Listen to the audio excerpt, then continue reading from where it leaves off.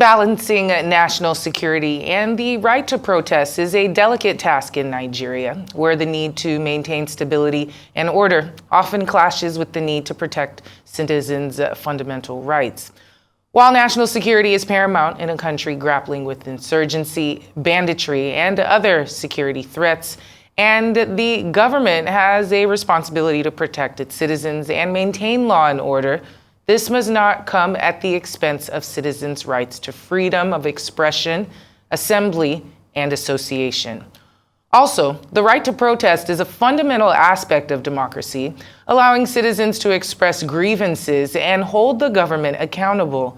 Therefore, suppressing protests can lead to further unrest, resentment, and feelings of marginalization. To recommend a balance between these competing interests, let's now turn to a conversation on these interests with the president of the Truth Be Told Network, Bola, Bakare. He will dwell on the need to strike a balance between citizens' rights and to protest, ensuring national security. Good afternoon. Great to have you here on Newsday. Thank you for joining us. Thank you, my sister. I'm glad to be here. Sheyi and Hawa. I'm really happy to meet you guys. Thank you for being here. Well, it is a delicate balance to strike. We have seen as the protests have unfolded in the past couple of days, and we have seen the security operatives do as much as they can to make that balance completely fair and credible. We even know that there have been many, a recent press conference held today by the security operatives. In your opinion, as you have watched these days unfold, how have the police officers, the military, all the security forces, how have they fared in maintaining this balance between citizens' rights to protest and the need to maintain law and order? How have they fared? Well, once again, thank you, and I'm glad to be here, my sisters. Honestly, you've given the element of protest, you've given it a good definition, and I guess I'll concur with what you've just said. But at this juncture, based on what we're going to discuss today, I would like you to give me some leeway, because what we're talking today is about the protest in itself, what it stands for, what we're going to gain from it, and the element of security, national security. To start with, I would like to tell the average, because I want you to do me a favor. Let us talk. We are in a position to advise the populace, tell them our own thinking, give them second, third, and fourth opinions so that they can change their belief system or probably have a rethink about what they are doing. Your definition of protest is top-notch, 100% correct. The idea is this. It is a right of everybody to protest. But what I like doing is to run inferences and give analogies so that the average Nigerian out there can understand what we are saying. Let me tell the protesters this. This is your own National Assembly. This is your own FEC. When the FEC is happening, the president calls in his ministers. When there is NEC, he calls in the governor. Unfortunately, he doesn't call you, the populace. And when you, the populace, are uncomfortable, this is the way you attend your own assembly with Mr. President. You've done it. But the idea is this. There has to be a limit to everything. Ordinary water, if you take more than the right level, you can suffocate yourself. You can even drown in the process. The protest is everybody's fundamental human right, and we are going to practice it. My analogy is this. Let us use the element of a mother and a child. A child does not talk. That is synonymous with what I said earlier. You don't have the chance. We, the populace, don't have the chance of meeting Mr. President for FEC or for NEC meetings. The only chance we have of laying across our grievances is via peaceful protests. That is why I am likening it to mother and child. The child cannot talk. He doesn't speak any language yet, though he understands the feelers around him. But the only way he can make the mother know that I am uncomfortable, something is wrong out here, is to cry. And that cry is the populace that the average Nigerian has a right to, or which we all have a right to, and that is what has been practiced. But the element of a protest, which I'll revert back to the little baby. If the baby is crying, mother comes. Mother carries the baby, coos the baby. Oh, baby, what's wrong? What can I do for you? It's not that the baby understands, but unfortunately, the response is a little bit slow. And then the response is always, if it's good, if the soothing language is good enough, the baby goes quiet. If it's not good enough, the baby shouts the more. You, the protester, I am likening you to the baby that is voicing out your discomfort. I am totally in tandem with that situation. But unfortunately, if the baby overcries, the mother will probably say, like I'm a Yoruba man, kilo wan show or more now. What's the matter with you? I'm trying to do the best I can. Give me a leeway here. Give me a break here. Okay, sorry, baby. Let's go to sleep. That is the situation of the child's protest, which is synonymous with what we are doing as we speak. But what I am against is the element of taking the protest too far. Before I say this, let me even congratulate you, because prior to this, protests were not things that we enjoy. And the reason we don't enjoy them is because you don't come up with banners that says what you want. But these days, you will find out that, oh, the banners are saying the language, the banners are laying it across. It's not us just watching people gathering together and making noises, but we can read the banners and say, oh, this is what these people stand for. It makes it better. Gone are the days when you come up with cardboards and what is written on the cardboards, it's not nobody can read them. But these days, we can read them and the message is getting across. People like you, my sisters out there, and the organization which you work for, we are all on the ready to say, okay, let's capture this and let the powers that be see what the people are clamoring for. That is the best way to do it. But unfortunately, the men behind the scene, the organizers, they cannot, because they cannot control the people when the bad eggs come into it. When the bad eggs come into it, it becomes uncontrollable. And that is why I'm saying one thing for the police. The police, in some instances, which I watched on Arise, I saw the kind of the banters that happened between the commissioner of police in Abuja and Adeyanju. I saw that happened in Lagos at the Freedom Park with the commissioner of police in Lagos and some of the people there. There was that interaction, and that is a good one for protests. That is what we call peaceful protests, and that is the way protests are supposed to be. In Lagos now, my people I'm a Lagosian, my people in Lagos are still at Ojota at the Freedom Park. My people in Abuja, where I reside here in Abuja now, people are still out there. And the rapport between the protesters and the police is cordial as we speak. And the police are saying, okay, go ahead, we stick with you, so that those elements will not come into it. It is those bad elements that give the protest a bad name. Little wonder, it's happening all over the world. Little wonder people like Keir Starmer, the PM in the UK, and Albanese in Australia, is saying things like, if you take it too far, we will deal with you. But I am happy with my people. With a few skirmishes here and there that have gone all right, things are within the context. Now let's come back home and talk in terms of what the protesters are asking for. Whatever it is they're asking for, they are tenable. But whatever it is, it has time. If you're going to have a child, you are not going to have the child today. You will work on it today. After 9 months, the baby comes, and I will be there to celebrate with you. But there is a time frame. It doesn't happen in the immediate. There is a time frame. So what I'm saying in essence is, let's look at all the parameters.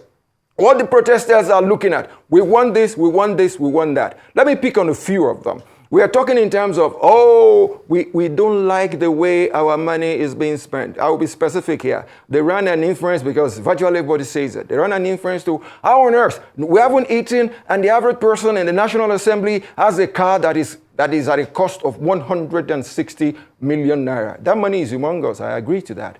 But the thing is, that is why I want to get across to the organizers. And most of them are graduates, maybe 4 second-degree graduates, and then their level of intellect is a little bit higher than average.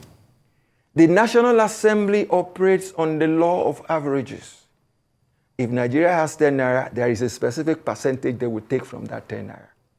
If we are spending 100, there is a specific percentage they are going to take from that 100. What we should be doing, what the processors should be doing is, I want to cherish them, that they have the intellect to make things work. Mr. These are the people that come. Yes, my dear. My dear. I would like to come in here because you've honed in on a point that I think is essential, especially when we speak about the focus and the delicate striking a balance. Now, when the president addressed the nation on, I think, 7 a.m. on Sunday morning, about 2 days ago, there was something he said in his speech, and he spoke to a certain amount of monies that had been given to state governors as well as the local government authorities. Now, there are growing concerns over the lack of transparency and weak accountability mechanism in the management of funds at the third tier of the government, when we look at state government and local government, especially now in the wake of the recent Supreme Court judging that's granting full financial autonomy to Nigeria's 774 local government areas. Budgets recently revealed that between 2014 and 2024, June 2024 this year, 17.5 trillion naira was allocated to local government areas but remains unaccounted for. When we look at the focus of this protest, looking towards the center, looking at the federal, looking towards the president, shouldn't we be also looking at the governors and the local government chairmen themselves to find out exactly how this money was spent? Because if the focus is solely on the center, that dialogue isn't really being had. If we are seeing governors taking more money now that subsidy has been taken off the table. Subsidy that they've said that they've been able to take the money out of the pockets of those that are stealing from Nigerians, and now going into and they're taking more money back to their states. Why is the focus of the protest not for accountability from these governors and from these local government areas, so that it's not just a situation where we're on the streets and just protesting without actually having the dialogue that traces back to where our money is? Hashtag, where is our money? Absolutely, my sister. If I have a chance, I'll clap for you where I am. But absolutely, I am in tandem with you. Because they say like minds think alike. I was going to that line, but thank God you brought it up. Let me tour your line a little bit. For the month of June, the federal government, I will pick on the big ones, gave out 45 billion, 43 billion to Delta State. Those are the big ones, the big boys. Lagos State picked up 26 billion. Bayelsa picked up 25 billion. Akwa Ibom picked up 30 billion. All I will expect from our protesters, like you rightly said, my sister, is they know this. When I say arithmetic, that is the basic math. I'm not talking about calculus or algebra. Basic arithmetic says they can ask their governors, this is your statutory, let's say salaries and wages are number one on the list. What happens to the rest of the money? They should go to their governors and ask them, where is our money? Rather than coming to the center. Let me give them one idea. Because I am a grandfather. My eldest grandchild is 18 years old. So I can talk about Nigeria. I was before Nigeria was born, and now I can talk about Nigeria. And I want to advise most of our young ones that are the protesters, please listen to this old man. I'm not a fantastic person, but I'm fantastic in my own little way. Why don't we compute that simple arithmetic of what goes to your governor and ask him, walk up to the state house and ask him, where is the rest of our money?